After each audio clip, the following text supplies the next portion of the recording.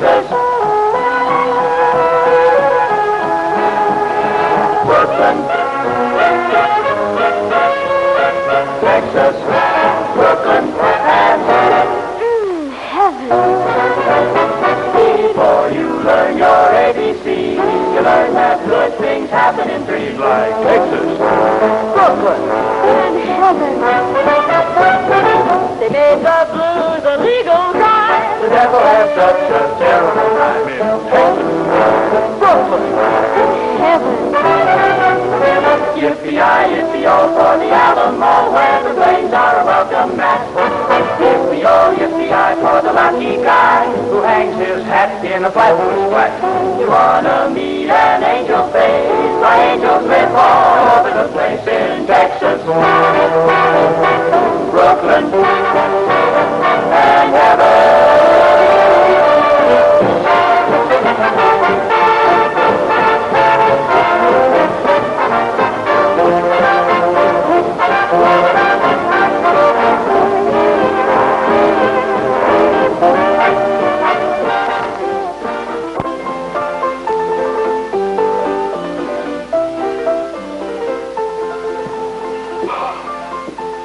What do you have? What's with that? What's with what?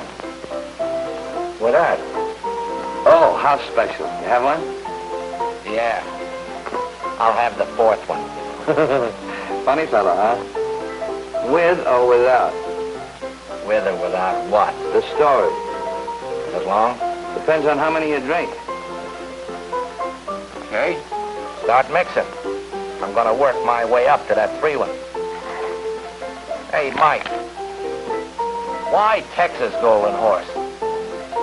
Why not Brooklyn Golden Horse? Because Eddie Tayloe came from Texas. Dallas, Texas.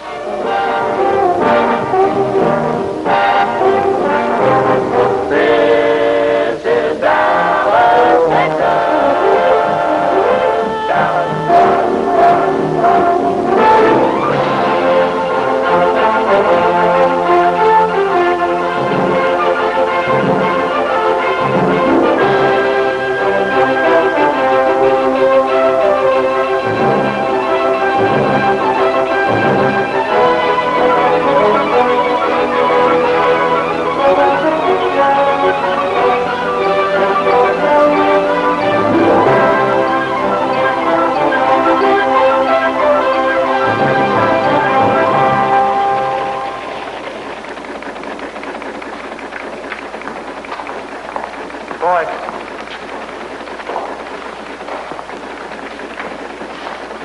Copy.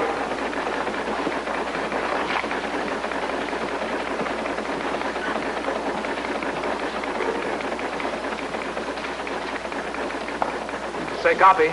Got anything for me? Nope. You don't expect to get anything for that place. Not on the Dallas News, do you, Eddie? That's good. I'm kind of busy here anyhow. Who are you kidding? Copy. I'll see you.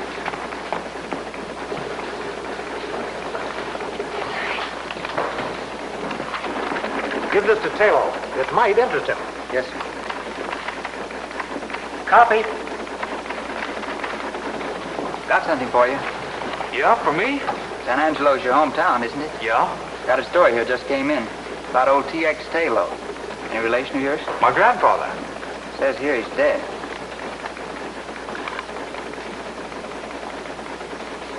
He was a very old man. Left you an inheritance, huh? Yeah.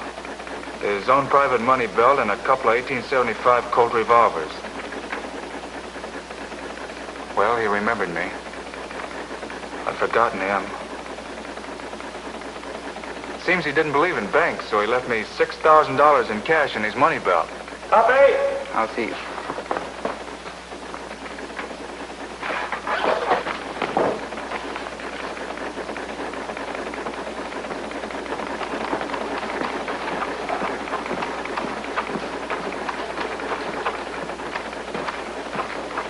Mr. McGonigal, Yeah? this is my last day here.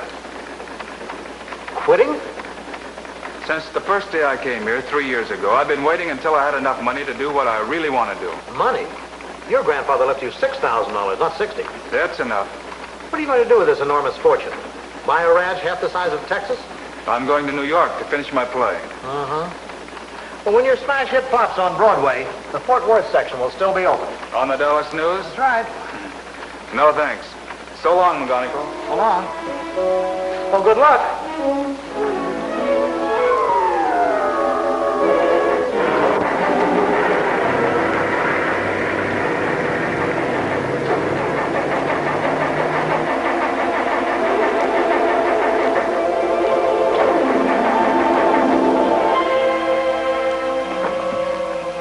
Eddie got off to a swell start. 26 miles out of Dallas, he had car trouble. But if there had been no car trouble... Hey, mister, would you give me a lift, please? I'm not very heavy.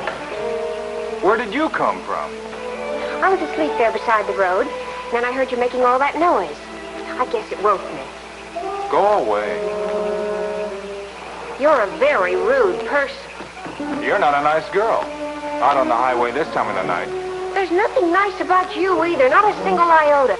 It so happens I'm running away from home. Some people do it in style, some have to do it my way. So for your information, I am a nice girl. And now if you'll excuse me, good night.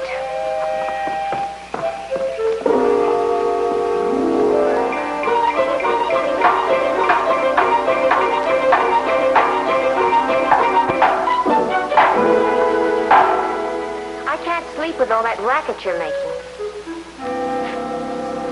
I'm sorry my car broke down in your boudoir. If you had one iota of friendliness, just one iota, I could fix your car for you. That I'd like to see.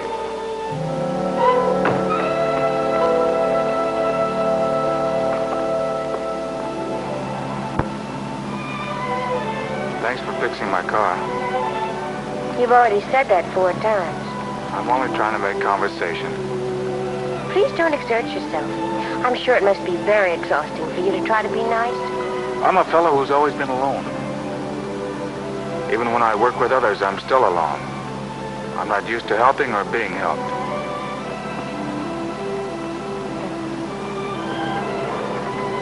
Isn't it funny that I should be running away from the ranch when that's what I like most of all?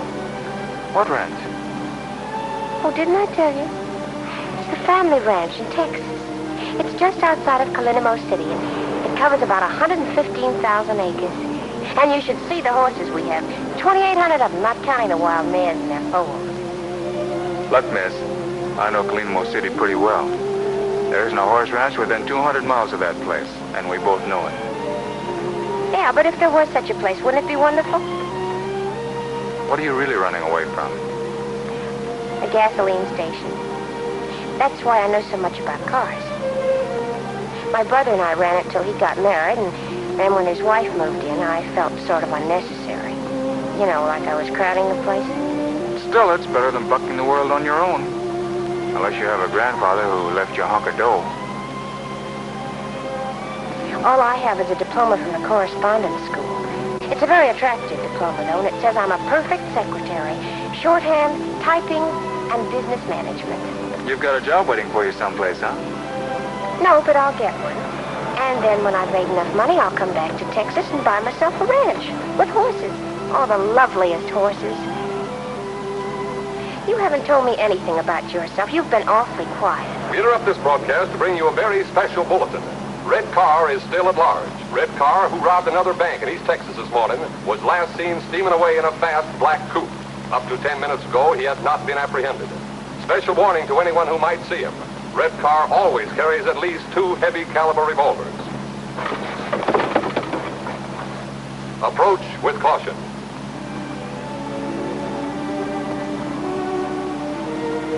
What kind of work do you do? Oh, I'm going to New York to write a play.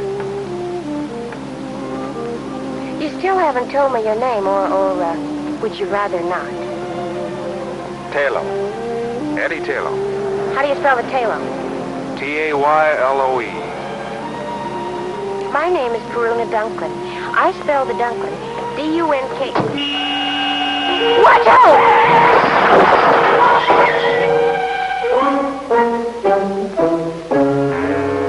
Put those guns down. They might go off. Thank goodness you've come out of it. I thought it was the sheriff and the posse. Sheriff? But it was only Mr. Tebow and the doctor. Now, think quick. They'll be in here in a minute. We'll use the name you gave me last night, Eddie Tayloe. That's what I've already told them your name is. Are you listening to me? I'm listening. My name is Eddie Tayloe. Good. And I'm your sister, Perry. My sister? It makes it look better. Red Car wouldn't be rotting around with his sister. What's Red Car got to do with this? Who are you? Eddie Tayloe. That's fine. And don't worry about your money, dog. I put it under the couch after Mr. Tebow helped me get you into bed last night. I'm getting out of here right now. What happened to my shoulder? You're lucky you're alive. I don't know. And who's this Mr. Tebow? This is his house. He lives here alone. His wife ran away with the dentist, but he doesn't care, he says, because now he doesn't have to pay the bill. Anyway, he helped me get you here after the accident. You remember the accident, don't you? Remember it. I'm still in it. It's getting worse. And we're so fortunate that Mr. Tebow didn't recognize you. Let's get something straight. I'm not Red Car. Of course not. You're Eddie Tayloe. We agreed on that, didn't we? It's not a matter of agreement. I am Eddie Tayloe. And I'm your sister. I have no sister. You better have one if you know what's good for you. Hello, Doctor. Hello, Miss... Tayloe. Perry Tayloe. And, you're... I'm Red Car. You've heard about me, Doc, haven't you? Why, everybody around these parts knows about Red Car. What are you nodding your head for? Don't you believe I'm Red Car, don't you? Yeah. And now, perhaps it would be better if I talk to the patient alone.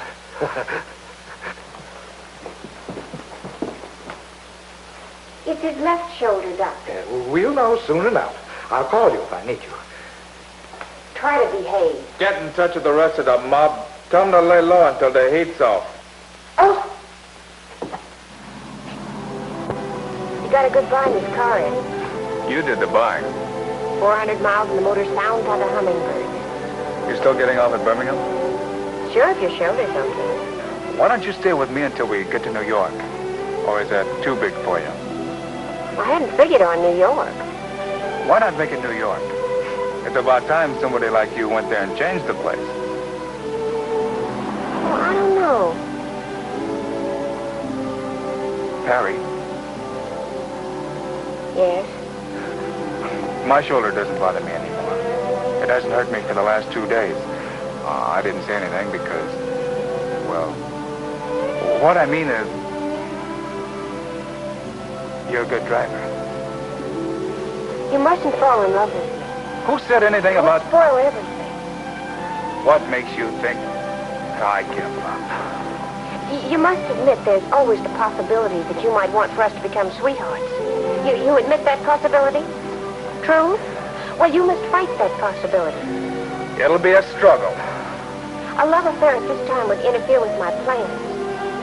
You see, Eddie, I've always lived in a world of, well, call it make-believe. But one thing is a reality. I have a great capacity for love. For people. For all kinds of people. Oh, I could fall in love, but that would be selfish of me.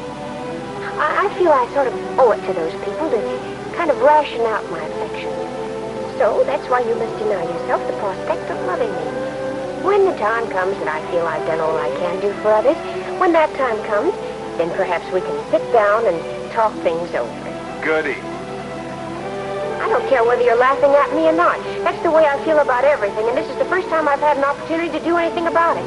So please, be strong, show character, and don't fall in love with me. Perry. Yes? Do me a favor. Good. Shut up.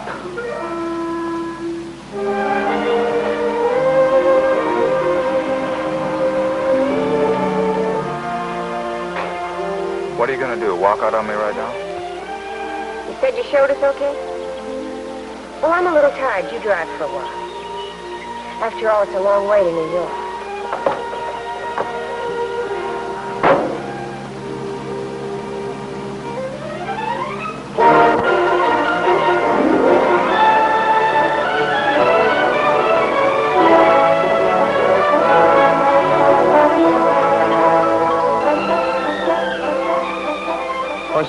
Bates, she talked his ears off. Of course, Perry knew he wasn't Red Carr. But she kept up a rack just for the fun of watching him blow his top. Time he didn't know that she was giving him the needle. It's funny how some gals know just when to use reversed English.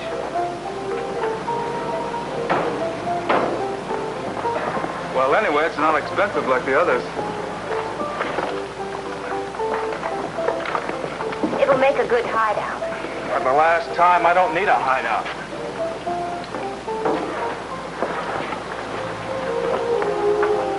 Well, goodbye. I hope you finish your play pretty soon. Thanks for everything. What's your rush? Let's have breakfast first and talk things over. We've had plenty of time to talk. Now I'm on my way to Brooklyn. Brooklyn? Did you come all the way to New York to end up in Brooklyn? I've heard so much about it. It sounds like a truly wondrous place. What's so wondrous about it? Brooklyn appeals to me. Is there any reason why I shouldn't make it my destination? Well, that's not a logical question. I can't give you a logical answer. Well, goodbye.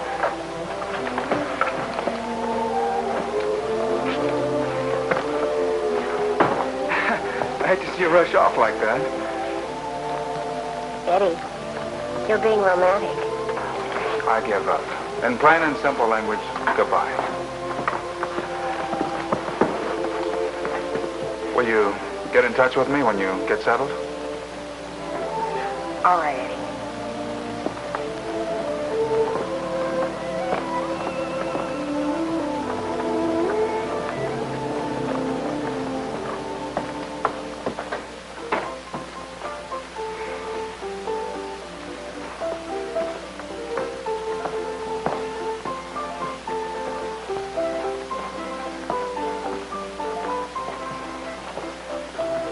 Let me have a room and bath, please.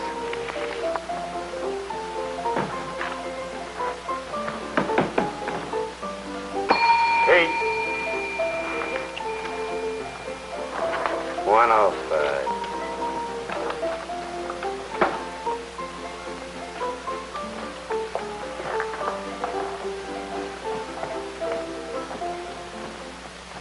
I'm not a bellhop, you understand? I'm a kind of a general all-around everything. A bellhop would starve to death in a flea bag like this. Present company excluded, the customers here are anti-tipping. That's why I gotta be illegal to make a living. Like I take small bets from the horse playing set. I got a regular clientele. You can become a member. Where's the phone? No phone. A hotel without a telephone? Downstairs near the bar, there is a public phone for the accommodation of the guests. That's very accommodating. Frankly, it's a plot against the customers, to make them drink. You see, every time you go down to answer the phone, you buy a drink. Well, what if I don't want to drink? Don't be a character. You get into the habit. That's why Mr. Simpson yanked all the phones out of the rooms. Let them do their phoning in the bar, he said. That'll make them drink. Understand the psychology? Well, I don't want to hurt your feelings, but I don't understand the psychology. Look, I'll explain it to you very simple. Say you're a guy, and you answer the phone, and it's your girl, and she says, Harry, take it like a man. From now on, Joe has took your place in my heart forevermore. What is Harry going to do? There is a bar, all laid out for him. Congenial company, and a bartender will listen to anything. What is Harry going to do? Right. And it doesn't make any difference whether it's his girlfriend, or it's the boss, or even if it's the bookie trying to collect a bet. Good news or bad news, he's bound to take a drink. Sometimes to forget, sometimes to remember. And then there's the nervous type. He's got to have a drink before he answers the phone. This type. Maybe you don't have to work, but I do. A writer. Do you mind? A regular character. If anybody calls you... Nobody's going to call me. But if I get a call from Brooklyn, and it's a girl, nobody's going to call me. But if anybody does, I'll come up and get you. You don't have to worry about tipping me. I make my money illegal, but legitimate. Only, I got to figure you out first. Yes. Yes. We'll do everything we possibly can. Goodbye. And now, Miss Tayloe, what kind of room would you like and what district? You know the YWCA may not be able to find it for you. I I'd like to live in the loft of a stable. A stable? Did you say you wanted to live in a stable? Yes, please. If it isn't too much trouble. You're aware that there might be horses in that stable? Oh, yes, of course.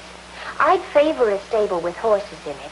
But if you can't find one with a horse in it, I'd still favor a stable, even if it was empty. Oh, well, now that makes it much simpler. I hope that I would be able to find such a place here.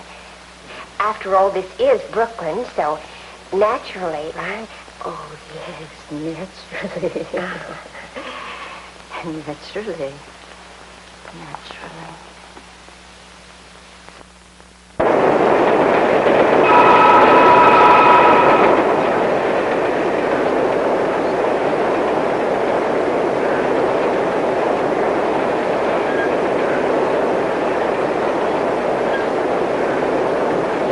Share this with me. Thank you. Delighted, my dear. Delighted.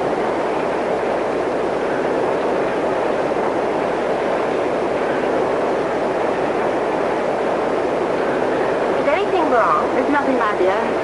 Nothing of it. It's an allergy that I've developed ever since coming up north. I don't know what it is, and I've been to dozens and dozens of doctors.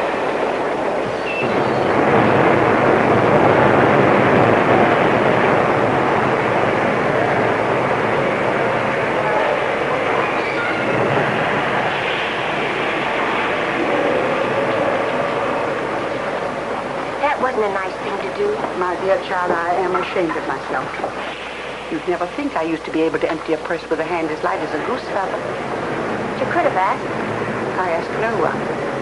And anyway, with my police record, I shouldn't even be seen on the streets. By the way, honey, before you call the coppers, would you treat me to a meal, a mere gesture? And I promised not to run away. I couldn't,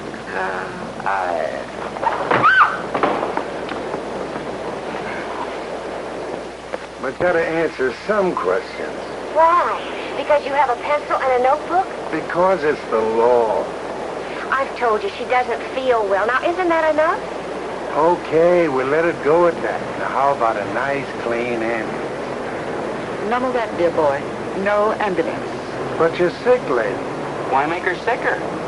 Ambulances, hospitals, a lot of questions. I know the whole routine. Very unhealthy, all those questions. Okay, then just give the facts. What's your name? Perry Tayloe. You know, I think that the thing we... Mind if I get the facts? Taylo. Add an A. And the lady, ever seen her before? Enough of this. Child, I don't want to burden you with... Oh, dear. Send for the wagon. You know, they should send you home. Two will get you five. She hasn't even got a home. She has too got a home. And how would you know? Because she's my mother. Your mother, huh? What kind of a daughter are you not to feed your own flesh and blood? Because she was too proud and independent to accept help. And then one day she ran away from home to see what she could pick up on her own. I didn't catch up with her until today. She didn't want to be a burden on me. Or on my brother. You see, I have a brother, too. His name is Edward Tayloe, and he lives at the Grand National Hotel. She's his mother, too. Now, that makes everything fine, doesn't it? Okay, you're going to take her home with you and take care of her? Of course. And your address, Grand National? No, it's 9006 Flatbush Place. Not the house itself, the stable. 9006 Flatbush Place. Now you're doing the right thing. And where do you live? Oh, I don't want to get mixed up in this. I was just waiting for a downtown express, but I'll take a local.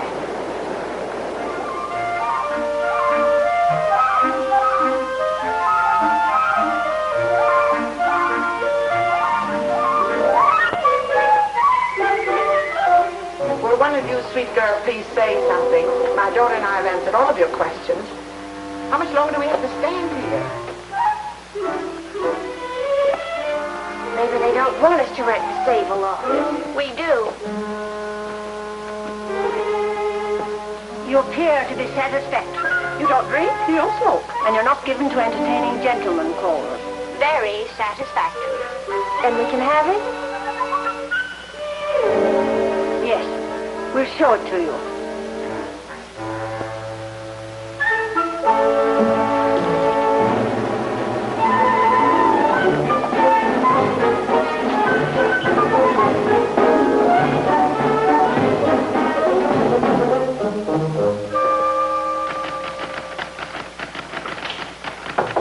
Come in.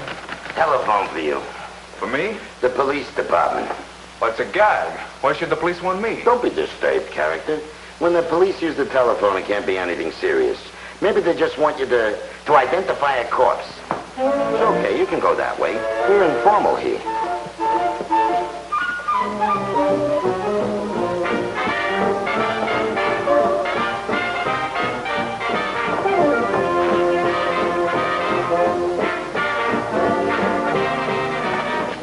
Hello? Yes?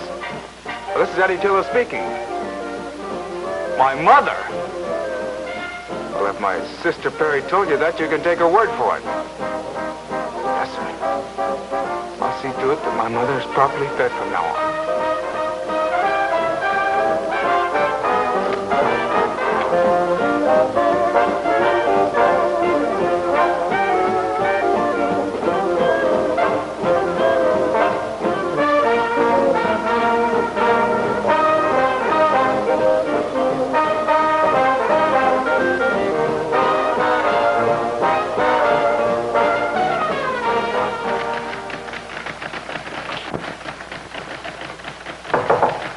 Another telephone call. Your sister. Tell her that I'll take it.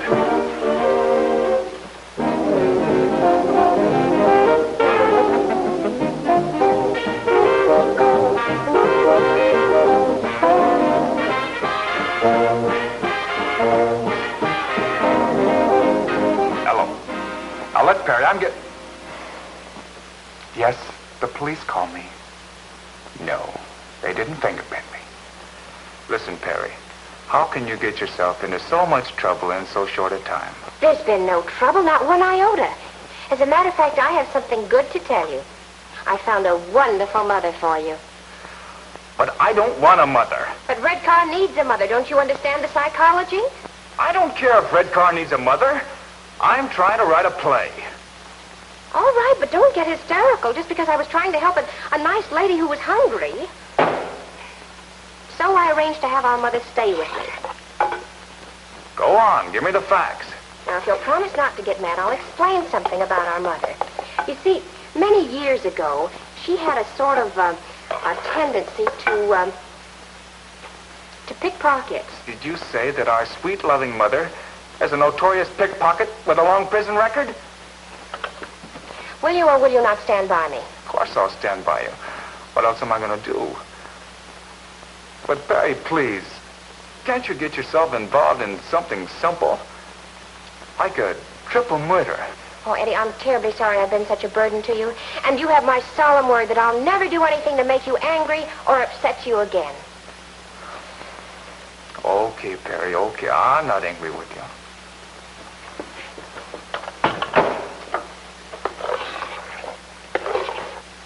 Hello? Hello, Perry? Perry? Hello? Hello?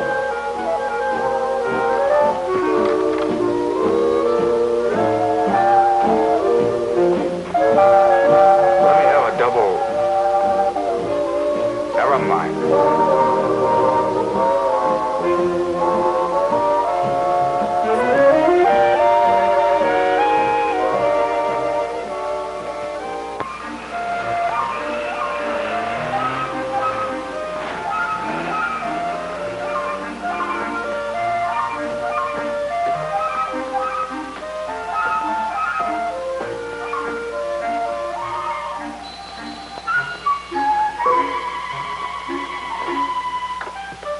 Yes? I'm Eddie Tayloe. I'm expected, I believe.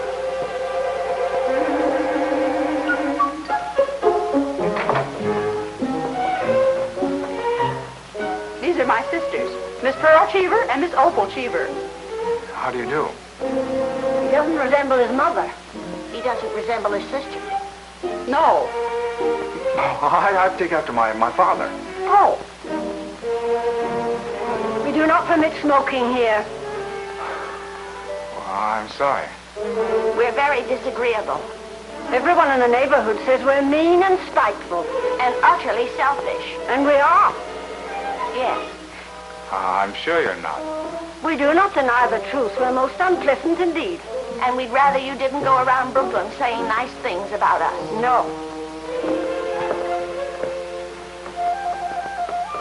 My son. My dear, dear son. It's been so long, my darling boy.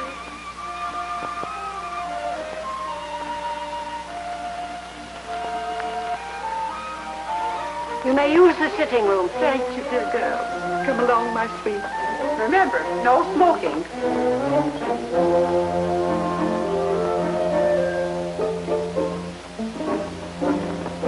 Excuse us, please, dear girl. You could have called me Mother. But I wanted to call you a lot of things.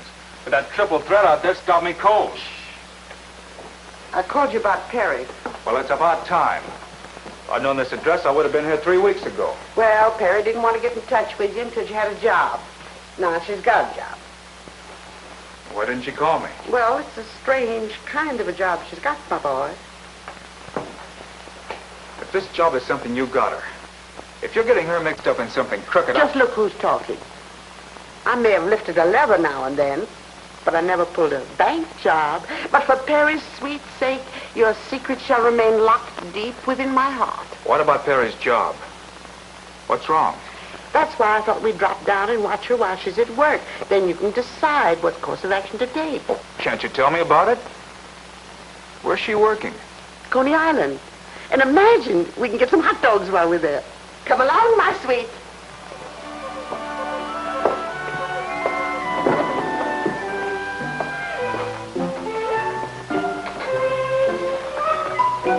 What time will you be back, Mrs. Tayloe? Oh, in an hour, or 2 or 3. And thanks for a most unpleasant time. You must come again, Mr. Tayloe. Oh, I will. Anytime I want to get depressed.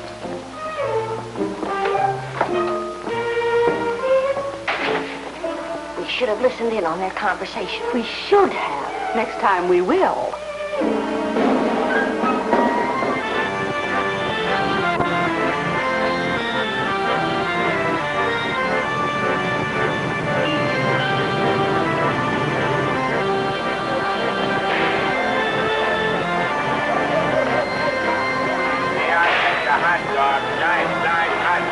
Coney Island special, 12 inches from head to toe. I'll have one. You'll have one what? Well, I was under the impression you sold hot dogs here. Well, speak up, buddy. I can't read your mind. Here, get your hot dogs. Everybody likes them. Only tend to a customer. Mustard? No. Take it or leave it, buddy. In this business, we got a short season.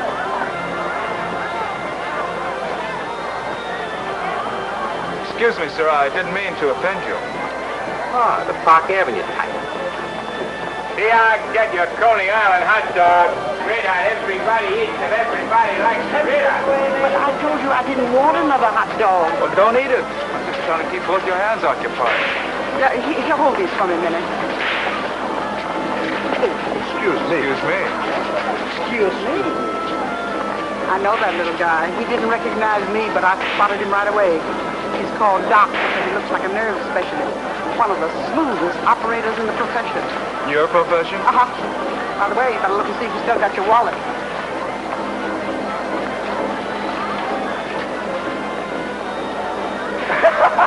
I knew he was lifting levels the minute he bumped into you. And I suppose you lifted it from him to prove to me that you've reformed. No, child. I just want to see if my technique is better than the doctor's. Maybe I didn't compare it. But I wish you wouldn't, Sad. Reform makes me feel so old and useless. For your pleasure, I give you the greatest entertainment value on the Midway. Biggie's internationally famous water nymph. This is it. What's Ferry doing in there? We're down here to find out. And I hope she can swim. Presenting the water nymph.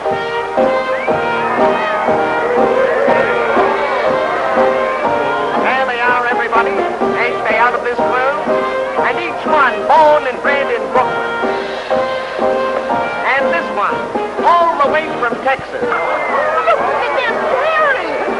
She's all right. Folks, these girls are not only gorgeous, they're daredevils, as you will soon see for yourselves behind these closed walls. And now, ladies and gentlemen, I'd like to have you meet the girls personally. Honey, tell the folks your name. Jean D. Linda Lombard. Merrill Nemeth. Mill Patrick. Joe Jordan. Jean Stratton. And you, honey. Hey, you. Hey, you. My name is Perry.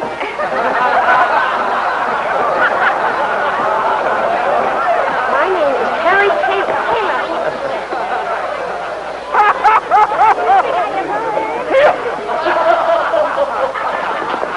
Keep your hands off of her. Go away, Sonny. You bother me.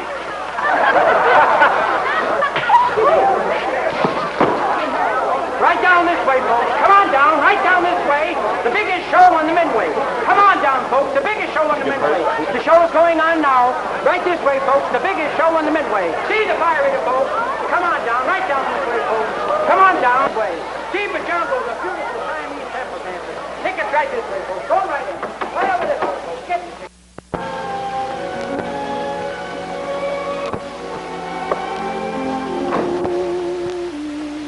I'm obliged to you, Eddie, even though you made me lose my job.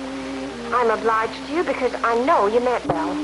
But in the future, please let me pick my own jobs and you stick to your playwright. Oh, what's the use? I give up. Here. Call it a loan or whatever you want. You'll need it until you get another job. Well, thank you, but I'm not looking for charity. Good night. Hey, mother of mine. Here, you try to give it to her. Well, she said she didn't want it. I know, but you're slick enough to figure out a way of getting it to her. Or are you going to get high-hat on me, too? Frankly, yes. We, and I speak for my daughter and myself, want no further interference from you.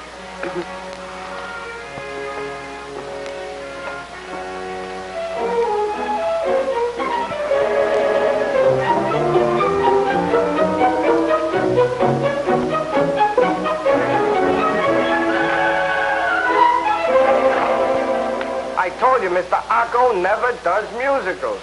Junior, how many times do I have to tell you to keep that phone off the hook when I'm trying to eat? Eating? Yeah, I was having a little snack in there, but I've got a very sensitive stomach, and I can't eat a thing with the phone So you mean to tell me that you've been eating all the time I've been waiting? Junior, Yeah? who is this man? He wrote a play. I returned it to him, but he insisted on a personal interview with you. I told him you'd be tied up for at least an hour. And all that time you were only eating? Well, why not? I didn't bother you when you were working on your play, did I? Why do you feel that you should bother me when I'm trying to eat? Oh, stop that. This is no beauty parlor.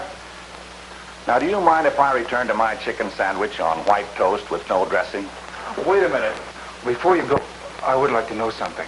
In fact, I've reached the point where I must know. You see, everybody on Broadway has turned down my play. Now that I've exhausted the field, I've got to know. Should I try to write another play? Well, I never read your play. You know... Well, how could you turn it down? Because Junior didn't like it. Junior didn't like it. How could you let a thing like that pass judgment on my play? Now, wait a minute, son. Take it easy. Junior has an uncanny eye for anything that looks like a potential hit play. Why, he could get 1,000,000 jobs tomorrow any place on Broadway. But he's my son, and I won't let him go. Junior, tell the gentleman if he has any talent. I don't care what he thinks. Well, you asked me a question. Junior will have to answer you. I can't. All right, I'll take his opinion. So Eddie asked Junior. But even Junior didn't like it. Nobody liked it. Eddie was a bust. When I met up with him, Eddie had fire coming out of his eyes and smoke coming out of his ears. Hold it, Mike. You better hitch up that third horse.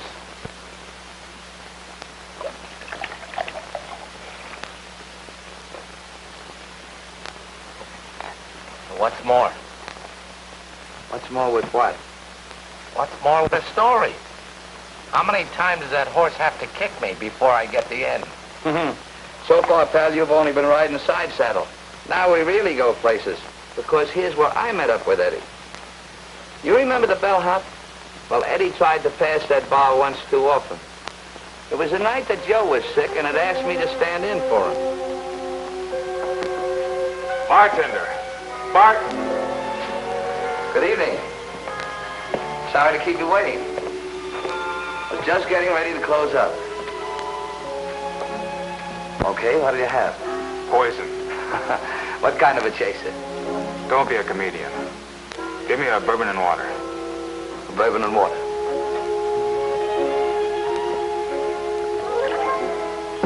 You can call me Mike. Why? That's my name. Oh.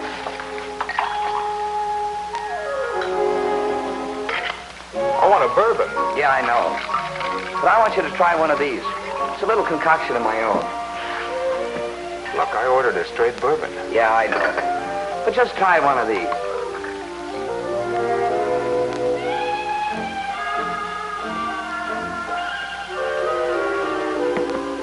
Now, can I have a straight bourbon?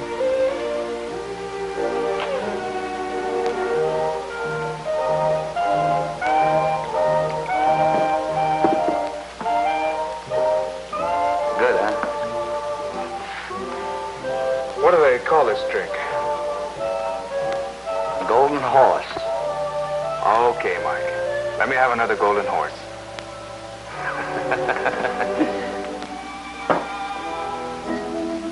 You're new around here, aren't you, Mike?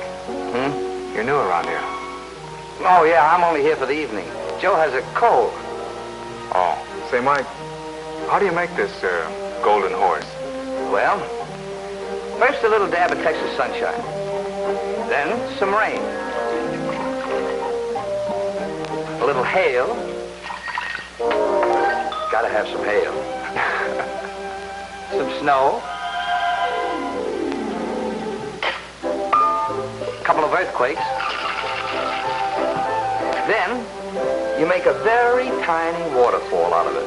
Just a little teensy one. And you top it off with some good old Mother Earth. I like you, Mike. You've got a great sense of humor. Pour one for yourself. Thanks, Eddie. How'd you know my name was Eddie? Oh, he told me when you first came in.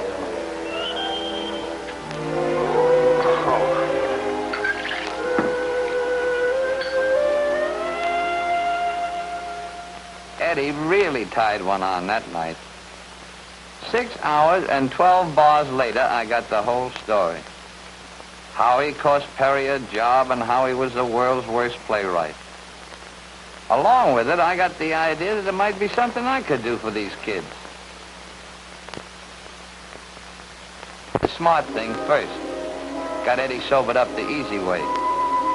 Flat on his back in Prospect Park.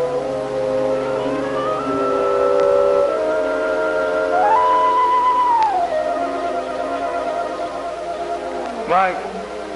Mike? How is it, Eddie?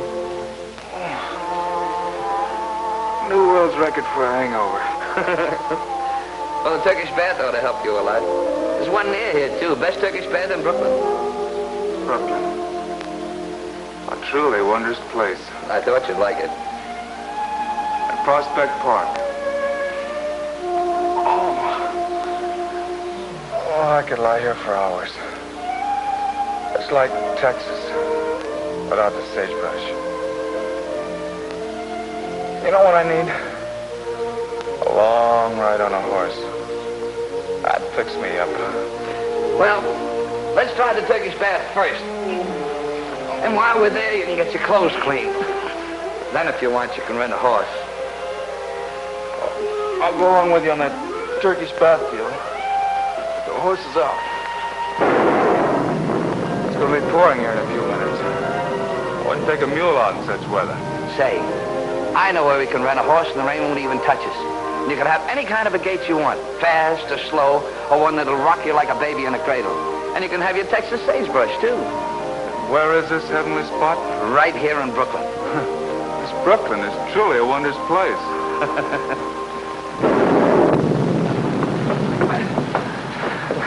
The Turkish bath was one thing, but this I don't believe. Here I get to ride a horse through sagebrush? Come on, Eddie. So I took him to Mr. Gaboulian's riding academy. It was strictly out of this world, and that included Mr. Gaboulian.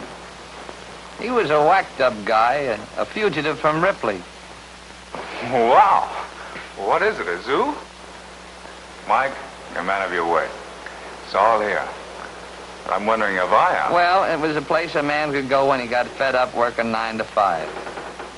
For 2 bits of Mr. Gaboulian's, he could live dangerous, sail the 7 seas, and track down wild game. Yeah, the academy was something. And it was just what the doctor ordered for the kid. Soon as Eddie got 1 foot inside the place, I could see his troubles begin to peel off. I give you your choice of any horse in the place. Use that one.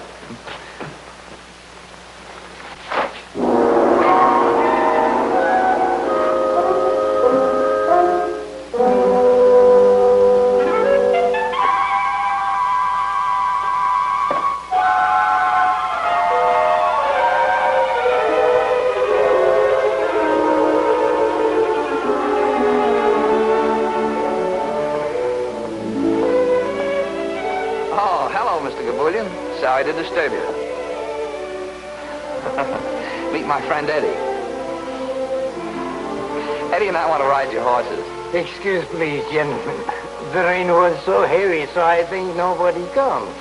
So I have me sleep in the house on the elephant. Excuse, gentlemen, please. Please. What's he doing up there? Huh?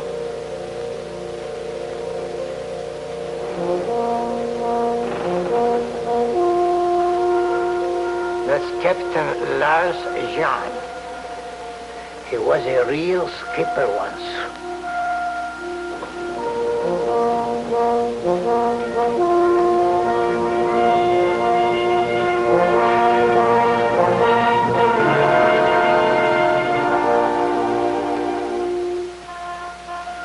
That boat teaches you not to become seasick, huh? I guess so.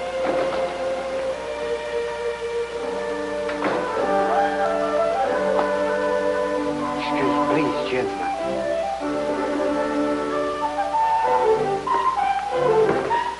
Boy, I've seen some gems in my life. This is really a beaut. Good afternoon, Mr. McWhirter. Good day to you. It's a miserable day out. Oh, sure. It's good that you are here.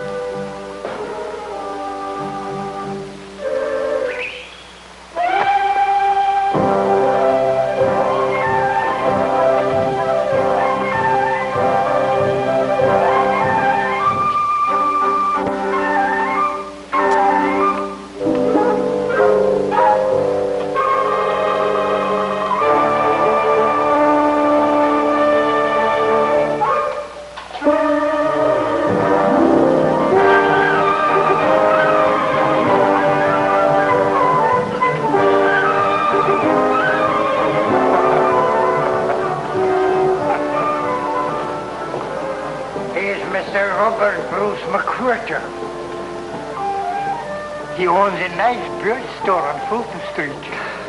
So every day he rides the camel.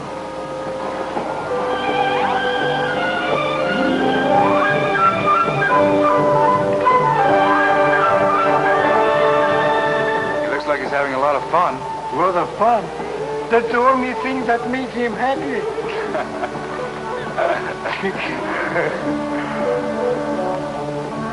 Now, this is to start. When you like it fast, move forward. Boy, Perry would really love this. She'd go crazy for this machine. Hey, Mike, look at me.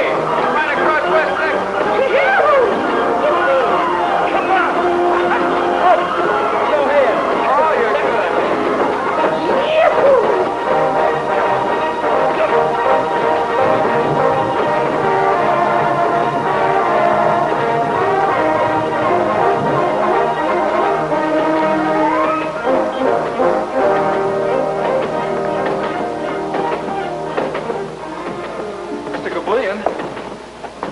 Yes? I want to make you a business proposition. You see? I want you to hire a young girl to help you run this place. Maybe I better wash my face. My eyes, maybe they are open, but my mind is still asleep. Excuse me, please. Mr. Gabullion. Yes? She'd be wonderful for you. She loves horses, and she could fix any mechanical gadget in case something should go wrong. You make a joke. Excuse me, please. Mr. Gabullion! And yes? I mean it most seriously. She would be a real help. Help me what, sir, please? Help me not to see a customer? Help me not to pay the rent? Help me not eat like a man should eat? Help me that way, mister? No, it's not right. You shouldn't make fun of me. Excuse me, I go back to sleep. Mr. Gabullion. Yes. I know you can't afford it. So I'll give you her salary every week, and then you can pay her. Well, in other words, she'll be getting the job on her own. Understand? Why should I go back to sleep? I stand here and I sleep already. Don't you see? This girl needs a job. And I want her to have this one, here. Well, you'll have someone to help you. And it'll cost you nothing.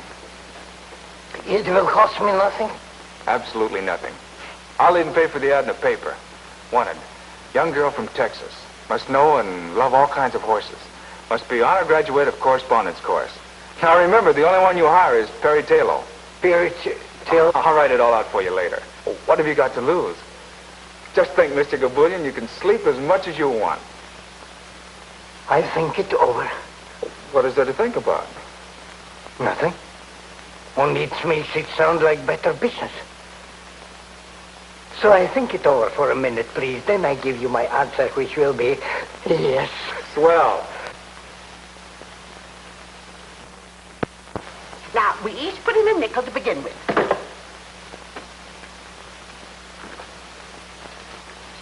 That's my girls. Now, let me see your hands.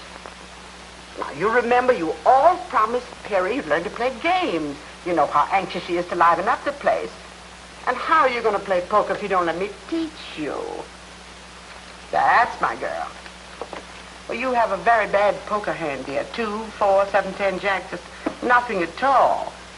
But if I were you, I'd hold on to this jack, because that's your highest card, see? And ask for 4 more cards. I'll gladly give them to you. Nice, fresh, new ones. Now, no, you hold on to that, dear. Now, Ruby, let me see what you have. Why, that's wonderful. You've got a pair of 4s. Now, if I get a pair of 2s or 3s, you'll beat me, you see. You see how simple it is to play poker? Now, dear, let's see what you have.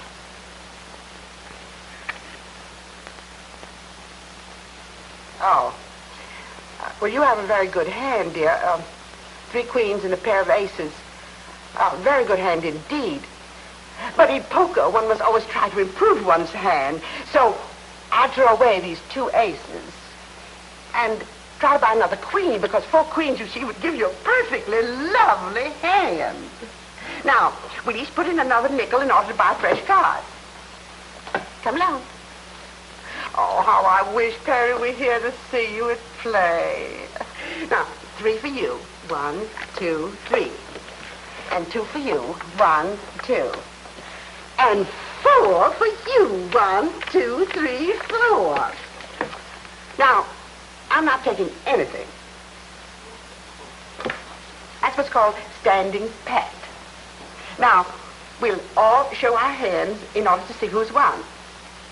Well, now, come, girls. If we don't show our hands, how are we going to know who's the lucky girl? And the lucky one wins all the money in the center of the table. Now, I have a straight. 5, 6, 7, 8, 9. Now, you remember what I told you about a straight? I'm going to be awfully hard to beat. Awfully hard. But that's the game of poker for you. That's what makes it so terribly exciting. Now, let's see, dearest, what you have. Come down. Oh, you poor, unlucky thing. I haven't got anything. Not even a pair. Now, let's see what you have, dear. Well, you still have only a pair of 4s. That doesn't beat a straight. Now, dearest, let's see what you have.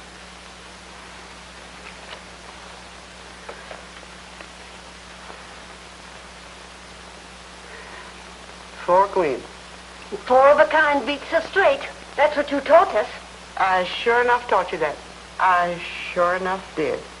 Well, we'll have to try another time. I've got a job. A new job. A wonderful job. A most heavenly job. Oh, good news is always good news. I'm so happy for you, darling. It's just what I've always wanted. Horses and a camel and an elephant and a lot of other things. I didn't know the circus was in town. It isn't. We always know when it comes. We always get free passes from our grocer, Mr. Pickle. No. It's a riding academy. And all the animals are mechanical. But they're so lifelike they're practically real. And I'm to be executive manager. Isn't that too good to be true? Oh, no. But I've got to have a riding habit. I wouldn't look as if I were running the place unless I did. You know, I've noticed that our dear, dear Chiva sisters are very handy with a sewing machine. We've never made a riding habit. Only Mother Hubbard's. And slip covers. Yes, but under my supervision, dear girls, you'll make a riding habit. A more than suitable riding habit. But first, let's return all the losings to the losers. You were the only loser. Well, I guess I'll have to teach you how to play gin rummy. There were about 50 other girls for the job, but I got it. All in all, those 3 ghouls downstairs took me for $8.40. I tried blackjack, casino, double solitaire. I even invented a game and called it Chuck Full of Luck. But that's a commodity on which the Chiva sisters seem to have a monopoly. But it's worth it. Do you notice how congenial they've become? I knew it would work, and I'm so grateful to you. After all, it's your money, child, if you don't mind spending it, trying to warm up those 3 ice cubes in petticoats. Turn around. Not that I think they ever will warm up. Oh, yes, they will. I've already convinced them to come to the academy one of these days and try a ride on the animals. I don't get it. This concern you have for other folks. I don't get it at all. I've met a lot of people in my day, both inside of prisons and outside. But somebody like you, what do you expect to get out of it? Oh, if I can make people happy, it makes me feel good, that's all. Well, what about making yourself happy? But I am. Very. I'll let you in on a little secret. You're not. And I'm referring to that certain party named Eddie Tayloe. You know, I was in love with my probation officer once. I had such a crush on him, it gave me a thrill just to report to his office. But of course, I had to curb any display of affection because, after all, he was my probation officer. But you and Miss Eddie. How do I look? Don't ask me, ask Eddie Tayloe. Dear child, you interfered in my life, so I feel I have a right to interfere in yours. You did something that state prisons, penitentiaries, small jails, and 8 parole boards couldn't do. You made an honest woman of me. Of course, there's enough larceny left in me to keep me attractive. But I want to do something for you. May I, sweet? I know what you're going to say. Well, then why don't you do it? I can't. I can't now, not until he's finished his play, because that's what he wants to do more than anything else in the world. And I wouldn't want to clutter things up for him. You could help. That's what a woman's for, to make a man think he's successful. Oh, no. He told me definitely. He works alone. After he's a success in the theater, then maybe... Well, maybe then. Well, I tried to help. But you have. If I were certain, if I were really certain that Eddie wanted me, you know what I mean. Well, the least you can do is to call up that idiot and tell him you're working and where. I'll do that. I'll do it right now. Do you think you'll like me in this outfit? Well, I don't know about him, but a normal male, well, a normal male would be very normal about it.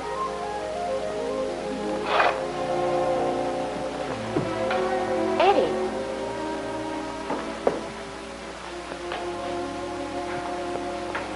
I took the liberty of coming here. You don't have to apologize for visiting me. I'm not apologizing. I came to say goodbye. Goodbye. You mean like farewell? I've been wanting to say farewell to everyone. To you, to Mike, except Mike isn't around. So, farewell, Perry. Farewell, Eddie. And goodbye. They turned down your play. And you're giving up. That's not right. You've got to have faith. Particularly in yourself. Faith? Yes, faith. And don't make it sound like some cheap commodity flooding the market. I didn't come here to argue, Perry. Let's part as friends. Now we're parting? After I say goodbye, I guess the next step is for us to part. How do you go about it? Well, I wasn't planning on shaking your hand, if that's what you mean. Of course not. Or waiting so long or slapping you on the back. No. That would be in bad taste.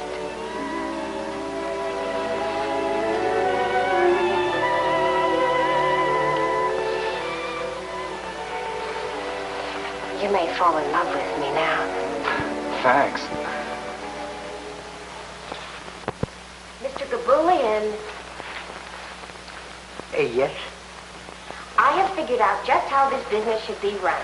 You see? I've made a graph according to seasonal changes. Excuse, please, I go back to sleep. And Mr. Gabulian. Oh, yes? I have made a very detailed study as to why business has been bad up till now. The study she makes. It's easy like pie. When nobody comes in and uses the machine, then business is bad. So far, 6 months, 3 people come in, so I know business is bad. I know it, Mrs. Gabulian knows it, and all my relations know it. Now she comes and makes it with pen and paper and tells me that business is bad. Big surprise. Excuse, please, I go back to sleep. He's upset because I had him print up 1,000 handbills to advertise the place. Mandy's going to give them out in various sections of Brooklyn. You think that'll help, huh? Oh, yes. The point is so few people really know about the Academy. Oh, we have 2 regulars like Captain Jean over there and Robert Bruce McWhirter, who comes in every day to ride across the track. Is he still at it? Huh? How did you know about him? I think I'll take a pony ride. Why, Mr. McWhirter, are you going to take another ride today? Indeed I am. I've been feeling restless all day, and I thought, if no one else is going to use it... Oh, no, Mr. McWhirter. That camel is yours. Thank you.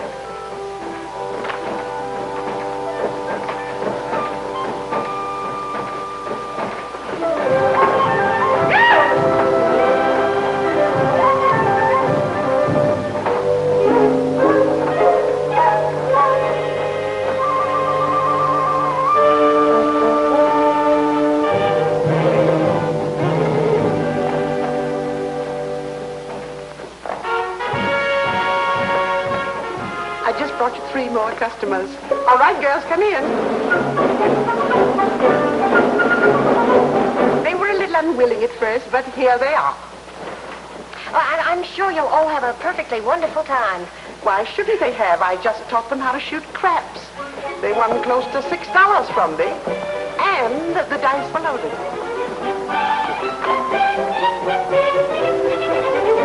May I offer you the finest horses in the stable? Oh, thank you. Now, you 2 girls take this one. Happy, Mandy? Thank you. I don't need any help. It's cheaper. All right, come on over. Stir up. Up you go.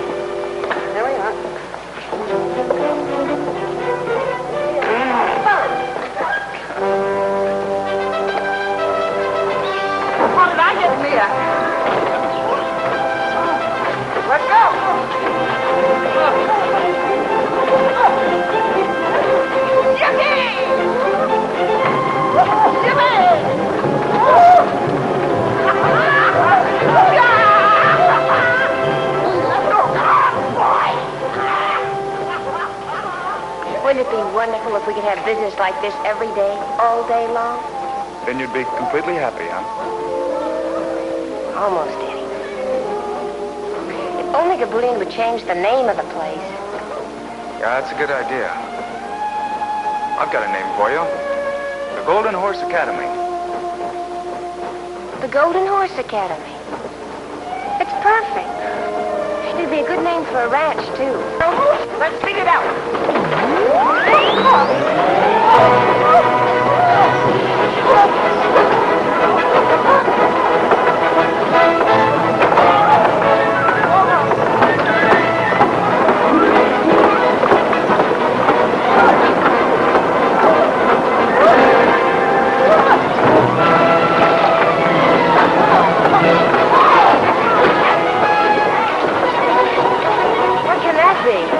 Maybe they're using too much juice. It could be an overload.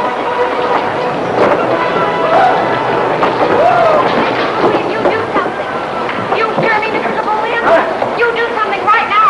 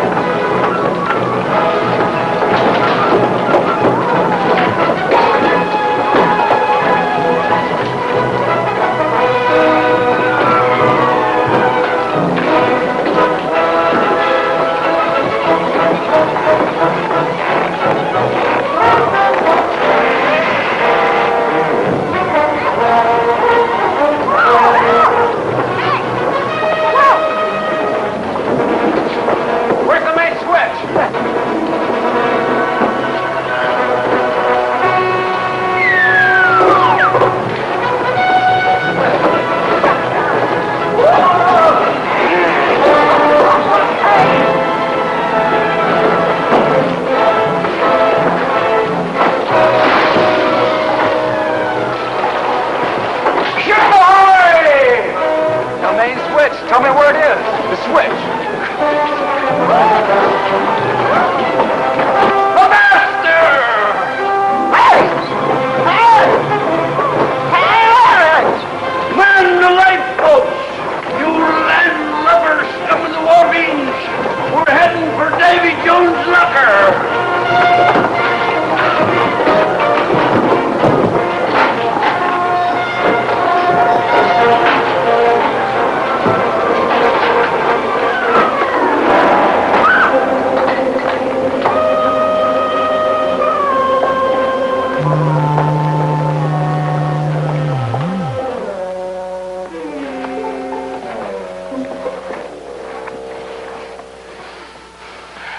What happened, please?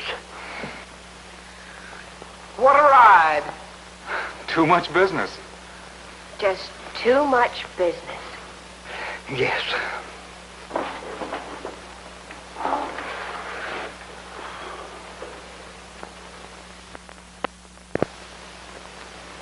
You still riding with me? Leave us have no small talk, pal. You better get that horse going again. Mm-hmm. This one you get for free. Mm-hmm. That's the one I've been waiting for. Well, by this time, Gabulian had enough and decided to sell the joint. And who do you think bought it? Eddie. And you know why? Just to keep Perry working, just to give her a job. Of course, Perry didn't know that Eddie sunk his last $800 in it. Eddie and I figured that this academy deal would clear up everything. But the place just didn't seem to catch on. Even with Perry running it and with all the faith she had in it. Christmas Eve came along, and Eddie and Perry were only 2 jumps ahead of the sheriff. Say, what do you think could be happening up there at 11 p.m.? That's Gabulian's place, isn't it? Used to be. It's been called the Golden Horse Academy the past couple of weeks. Think maybe they're having a Christmas party up there?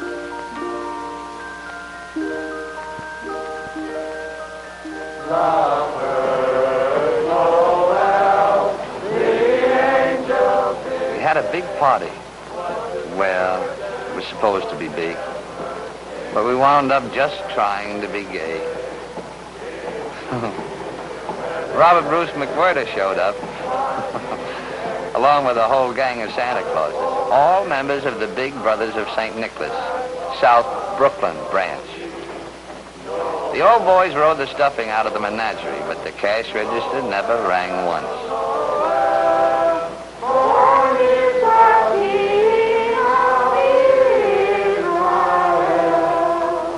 Then Officer Comedy came in. Well, Merry Christmas, Marcus. I'd like to have you meet my friends Perry and Eddie. How do you do? How do you do, Marcus?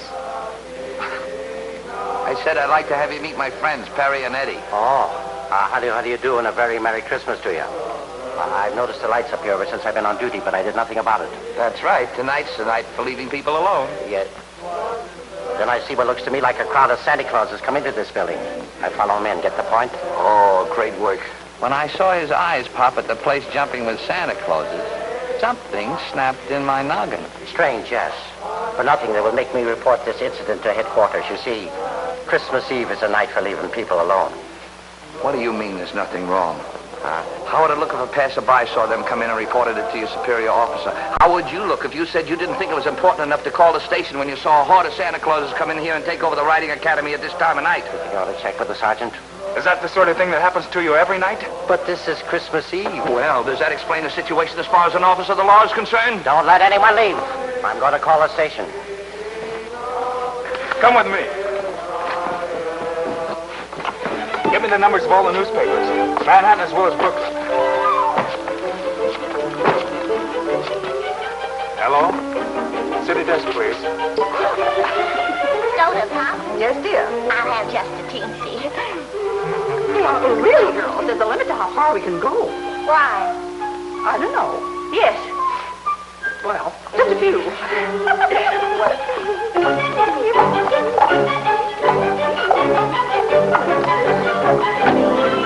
Sure you're not drunk, Comedy? All right, I'll check on it. I'll check on you at the same time. Sure there's a story in it. Sounds like a lot of human interest. I'll send a man over. What? Well, if you won't help me, I'll call the police commissioner. I tell you, he does this every Christmas Eve, but he always gets home in time for dinner. Something must have happened to him. Here's the newspaper in the Bronx. Well, give it to me. We want complete coverage. 50 Santa Clauses? This time of the night? Have you got the address? Yes, Alice, I've already called the police. Oh, you have too? But what could have happened to them? We just got a tip about 100 Santa Clauses, all drunk, running wild someplace in Brooklyn.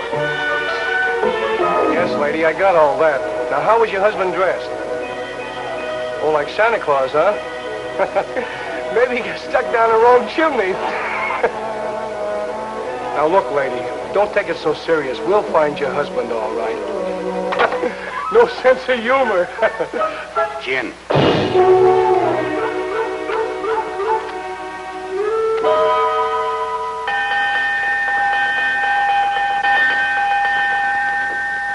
Now listen to me. Listen to me, all of you. Your wives and your children, your friends and your neighbors are burning up the telephone wires asking if any of you is behind bars at the police station, or lying all torn to pieces on a hospital bed, or stretched stone dead on a cold slab in the morgue. Well, are you? I got a list of names to check on. You lads are going home right away. Big smile now. Oh, come on, bigger than that. There we are. You know, with this publicity and everything, you have here a pretty valuable piece of property. Well, the Cheever sisters want to buy it. What do you think, Perry? We could always use the money to buy a ranch. In Texas, perhaps. I merely offer it as a suggestion.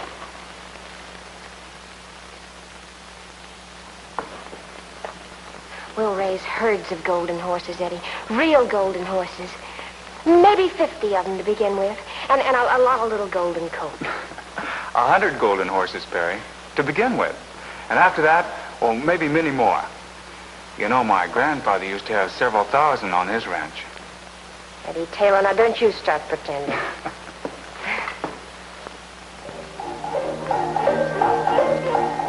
And so Eddie and Perry got their ranch, which is what they both wanted all the time.